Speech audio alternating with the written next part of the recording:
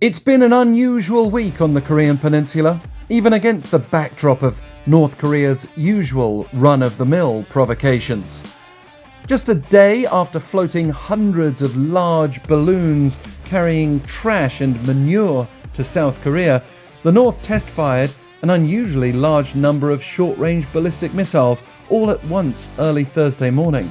And this was after the North had attempted a spy satellite launch earlier this week, on the same day that Chinese Premier Li Chang had been holding a trilateral summit in Seoul. Before this week, there had been a relative lull in inter-Korean tensions, so it's all the more dramatic that all this has happened in just a few days. As for that barrage of ballistic missiles, South Korea's military detected around 10 SRBMs fired from the Pyongyang area shortly after 6 a.m. They flew about 350 kilometers across the peninsula and hit waters off the east coast, according to Seoul's Joint Chiefs of Staff. And South Korea's military swiftly condemned the launches as a provocative act that threatens the Korean Peninsula.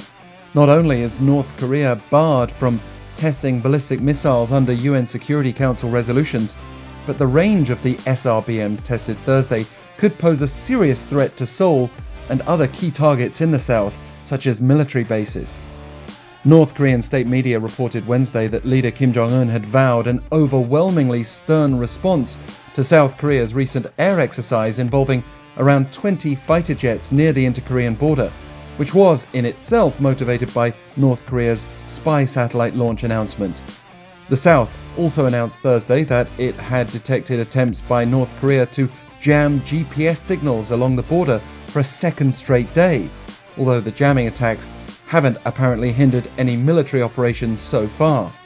And these developments have placed South Korea on alert when the country's already been searching for North Korean trash falling from the sky, even doing structural damage, which demonstrates how large the balloons are and how heavy their load can be.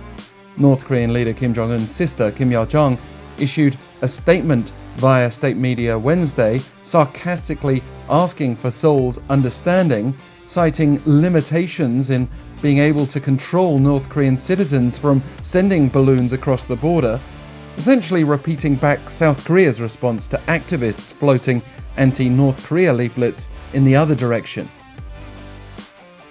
This was the largest number of North Korean balloons ever sent to the south, and Kim-Yo-jong described them as wholehearted gifts for South Koreans who cry for freedom of speech, adding that they will have to keep picking them up.